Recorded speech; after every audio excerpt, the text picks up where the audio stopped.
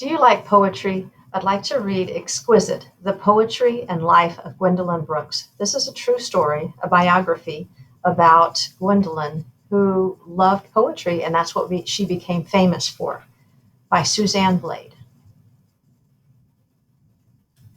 Gwendolyn grew up in the big city of Chicago with little money to spare, yet her family owned great treasure, a bookcase filled with precious poems. Each night her father read fine poetry aloud, passionate and proud. Nothing sounded sweeter to Gwendolyn than her father's deep voice reciting the rhythmic words. Gwendolyn memorized those lines, fine words in time, to share with her big hugging aunts.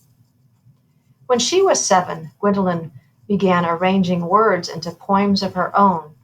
Can you imagine? 7 years old, already enjoying poetry like she did. One day her mother found those scribbly lines and announced with sincere conviction, as mothers do when making a prediction, "You are going to be the Lady Paul Laurence Dunbar." Gwendolyn beamed. He was her favorite poet. Gwendolyn loved to sit on her back porch with colorful clouds dancing overhead and dream about her future. I was at my happiest sitting on the back porch to sit there and look out at the western sky with all those beautiful changing clouds and just to dream about the future, which was going to be ecstatically exquisite like those clouds. Writing became like eating and breathing to Gwendolyn. It was something she just had to do. She carefully strung words together like they were elegant jewels in perfect meter and time. I like that simile, like elegant jewels in perfect meter and time. Her rhythmic lines described paper dolls and tick-tock clocks, raindrops, sunsets, and climbing rocks. She poured her poems into notebooks, filled them to the very tops. Her room became a swelling sea of poems. When Gwendolyn turned 11, she decided to set her words free and mailed 4 prized poems to a newspaper.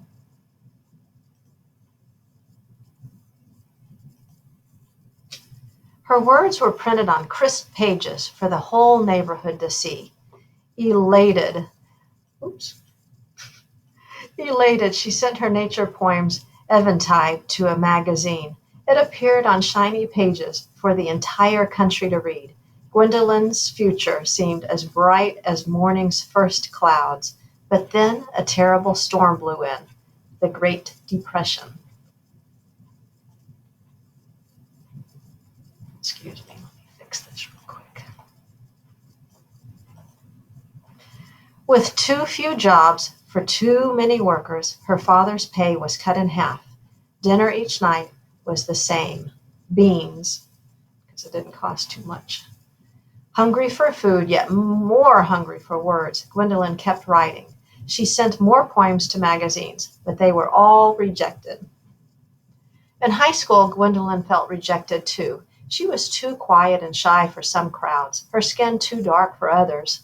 Every year she tried a different school, all white, all black, and a mix of both, but she didn't seem to fit in anywhere. Gwendolyn felt invisible, but when words flowed from her pen, she became invincible.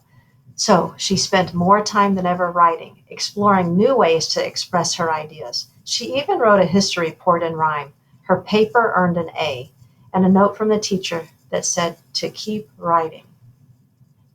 Soon Gwendolyn headed off to college, where she devoured thick books of poetry, Dickens, Wordsworth, and Hughes, and penned poems about her family and friends. After graduation, jobs were still hard to come by, and poems didn't pay the bill. So Gwendolyn found work wherever she could, cleaning homes, typing, even making deliveries. Oops. Then along came Henry, a handsome man who adored poetry too. The two married and squeezed into a tiny apartment in a black neighborhood where they were supposed to live. A year later, baby Henry arrived. A busy wife and mother, Gwendolyn continued to write. She took a poetry class at night where she studied modern poems with different length lines, unpredictable meter and time. Inspired, She created unique poems about the nonstop busyness, the hard luck grittiness of life in her South Side Chicago neighborhood, Bronzeville, where businesses boomed on 47th Street, where hardworking families didn't have enough to eat, where people jumped and jived to a new jazzy beat. And Gwendolyn kept polishing her words until they sparkled like silvery summer clouds. I am proud to feature people and their concerns, their troubles as well as their joys. Eventually, one of her poems won a contest, and then another and another. Some were published in a famous poetry journal, but they still couldn't pay the bills. Even without electricity, Gwendolyn kept writing by candlelight, stories about life on her busy Bronzeville streets. I wrote about what I saw and heard in the street, and she kept dreaming about a future that was going to be exquisite. Then one day, beneath a promising patch of clouds, she gathered her finest poems, stories of hardship and hope, slid them into an envelope, and mailed them to a book publisher in New York City.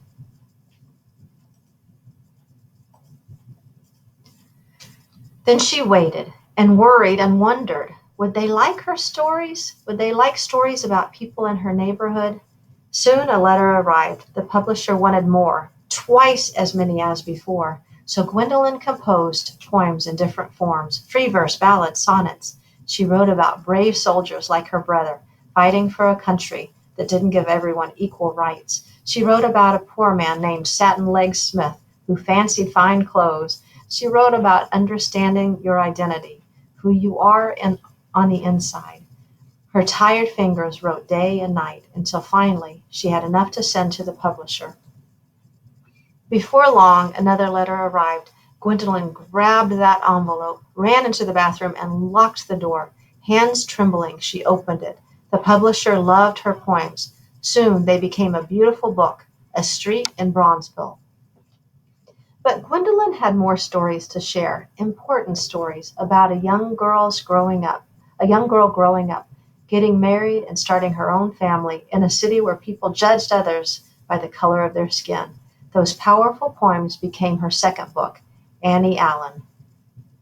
Gwendolyn's words drifted into the world like bright, brilliant clouds. Her poems helped people better understand others. They encouraged people to take a closer look at themselves. They changed the way some people thought and acted. But even books couldn't pay all the bills. Money was tighter than ever. Yet, everywhere she looked, Gwendolyn saw more stories that needed to be told, so she kept writing. Then one day in May, Gwendolyn's electricity was turned off. Again. Suddenly the phone in her dark apartment started ringing. Was it another bill collector? She hesitated and then picked up the phone. A reporter on the other end asked her one question. Do you know that you have won the Pulitzer Prize? Gwendolyn couldn't believe it. She grabbed her son and danced around the apartment. Outside, clouds exploded in the sunset sky because Gwendolyn had won the greatest prize in poetry.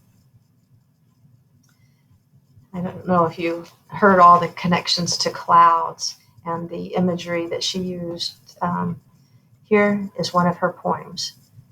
Oh, when I look into the sky and see those quiet clouds, now all arrayed in fleecy white, now dressed in colored shrouds, it seems I cannot draw my eye from that rich heaven land, and, drinking in the wide expanse, I filled with raptured stand. Unheedful of my transfixed state, they float serenely by, those stately clouds calm sentries of the sky. How can I fear to leave the earth when heaven holds this glow? Cloud color, happiness, and peace await me there, I know. And author's note. Gwendolyn was born in 1917 and she died in 2000, so in her early 80s. In 1950, Gwendolyn Brooks became the first Black person to win a Pulitzer when she won the Pulitzer Prize for Poetry for her second book, Annie Allen. Over the next 5 decades, do you know how many 5 decades is? If one decade is 10, 20, 30, 40, 50 years. Over the next 5 decades, she wrote 14 more books, including a poetry book for children titled Bronzeville Boys and Girls. Gwendolyn often wrote about real-life topics that were important to her, such as love, loneliness, family, inequality, poverty, and war. In her later years, Gwendolyn shared her passion for poetry by teaching writing classes at various colleges around Chicago. She also personally sponsored writing contests to help inspire young poets. In 1968, Gwendolyn was named Poet Laureate of Illinois. She was appointed the Poet Laureate Consultant in Poetry to the Library of Congress in 1985, the first Black woman to hold that prestigious position. And a note in her autobiography, a book that the person writes about themselves, Brooks stated that she preferred the term Black instead of African American. Her preference is reflected in this book, and you have some people who have the opposite preference. I hope you enjoyed this book.